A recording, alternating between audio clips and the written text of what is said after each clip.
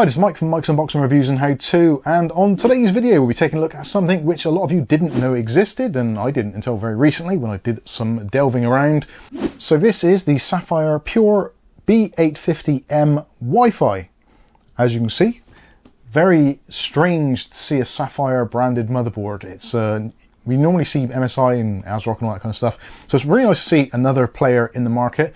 Now, from what I can gather, these boards from Sapphire have been available in the Chinese market for a number of years, and some of you may recall long ago, back in the sort of probably early 2000s, Sapphire boards were actually about. It was a thing, but for us in the UK, possibly the US and Europe, this is quite a new thing on the market. So these are designed and built completely by Sapphire, which are obviously well known as being AMD's kind of preferred or primary partner, and excellent build quality, and everything is just done very well.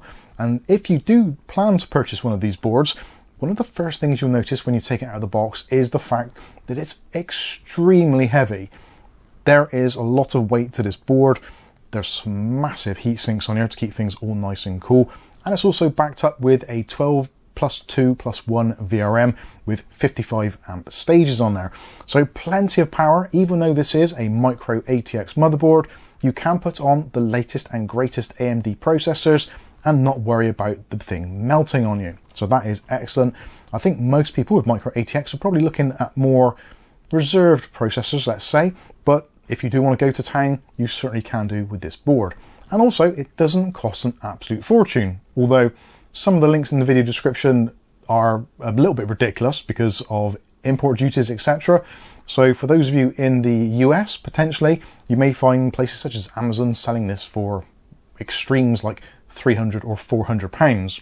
Whereas for us here in the UK, we have a much more relaxed pricing structure, and this you can pick up for somewhere around the £120 or the £130 mark.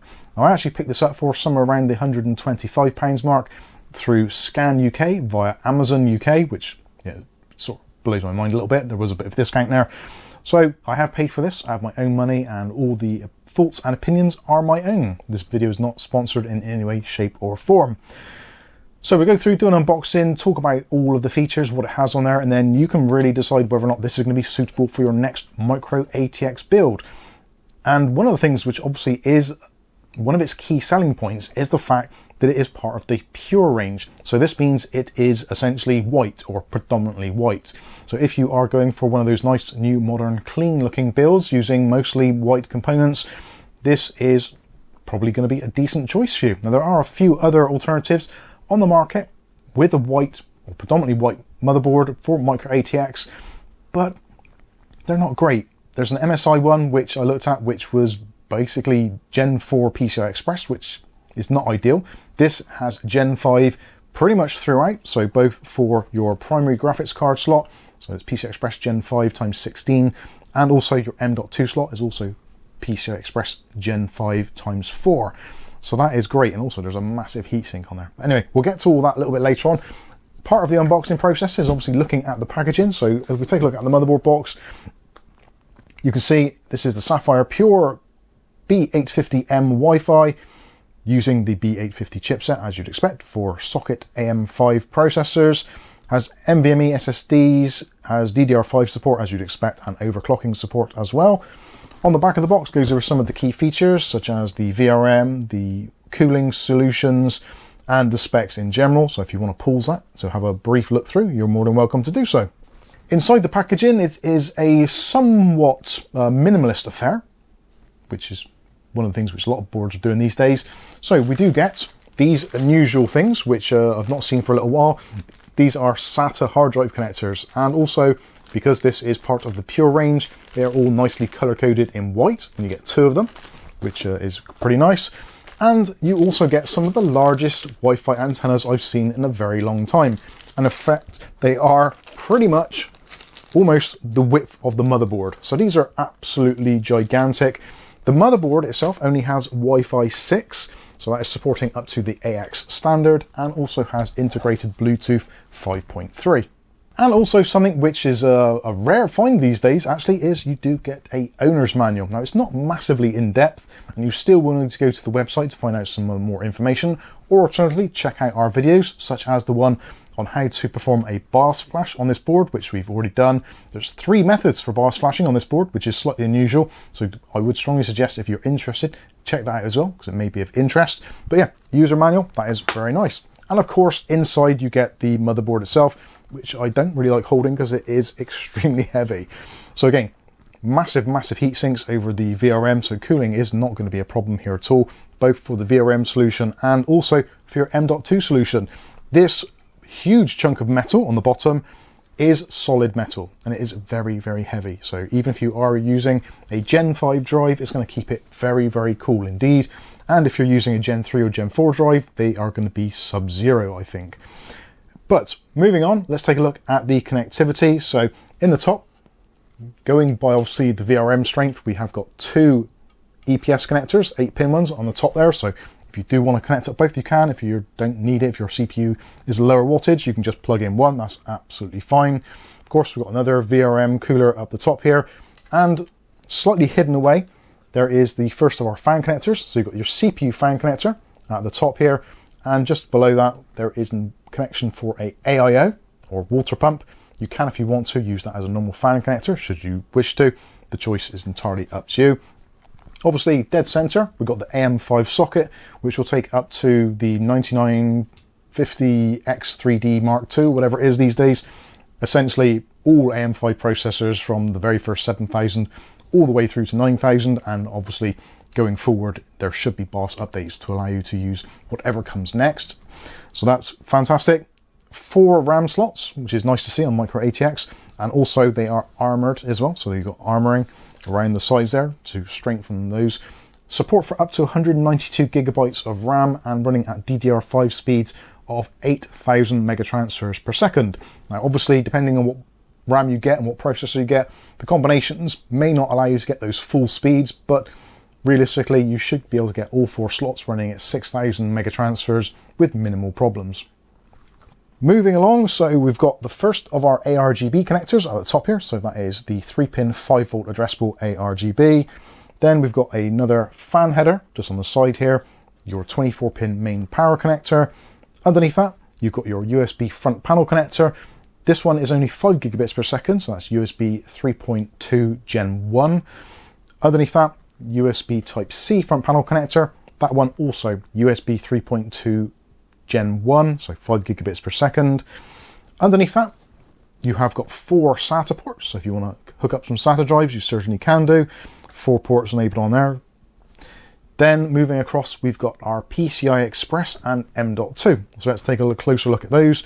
So the top slot, again, armored slot. This is PCI Express Gen 5 times 16, which is nice to see. At the very bottom there, something which might be useful for some people, especially Micro-ATX users, if you have additional cards, such as video capture cards. And it's also nice that they've given a nice gap between them, so you can still have maybe a 2.5 slot graphics card and still get another expansion card at the bottom. So this bottom slot, although it looks like an X16 size slot, which in fact it is physically, but it's only wired for PCI Express Gen 4x4, which is more than enough for even the best capture cards on the market at the moment, or even if you want to add other M.2 devices via that slot, you can do. At the bottom, so front panel connectivity, that kind of stuff. So we've got a 12-volt RGB connector, then you've got your front panel connector, then you have got a speaker connector. Above that, clear CMOS connection.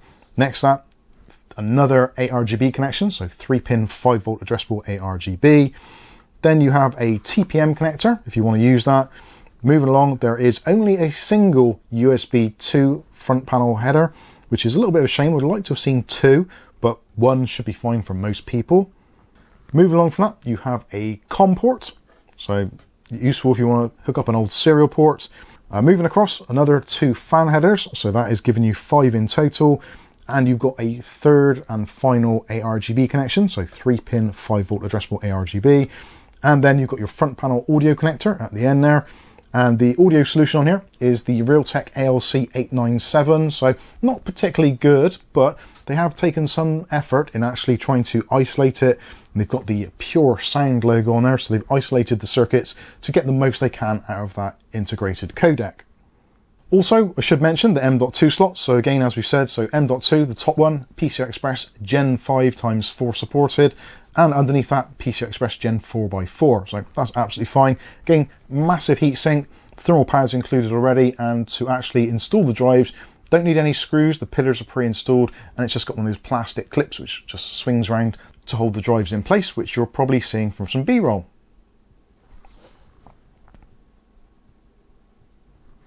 So that is pretty much it for the board itself. So taking a look at the back, we've got a DisplayPort and HDMI outputs. Also, there is a BIOS flashback button, and just to the side of that, there is a blue BIOS flashback LED. Again, if you want to see how to use that, there is a video on that showing you how it's all done. Moving along, we have the USB ports. So you've got a USB 3.2 Gen 2, so 10 gigabit per second. Those are the red color-coded ones on the back here. Underneath that, USB Type-C, that one is also 10 gigabit per second. So it's nice to see that. Then you've got a bank of 4 USB 2.0s. Then you have got another 2 USB 3.2 Gen 2s, 10 gigabit per second. Then you've got your Realtek 2.5 gigabit Ethernet. Then you've got your Wi-Fi 6 SMA connections for the antennas.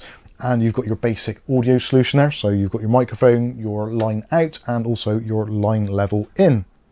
Again, all nicely done, pre-attached I/O shield, and all finished in that nice white finish. So overall, a very nice motherboard with some very nice features and what appears to be a rather promising price point. Ideally, I would like to see this come down a little bit cheaper, personally, being it is Micro-ATX, but because of the economies of scale, they sell more ATX than they do Micro-ATX, so Micro-ATX weirdly costs a little bit more to produce, and sometimes it is actually the same price or similar price to its ATX brethren, which is, yeah, again, very strange indeed. Now, I actually purchased this specifically for a build in a new case, which is coming out on the market, which, depending on when this video comes out, I'm not sure if I can actually mention the name of it, so I won't at the moment, but there is going to be a full build video coming on this. Also, like I said, we've got the flashback video showing you how to flash the BIOS in numerous ways.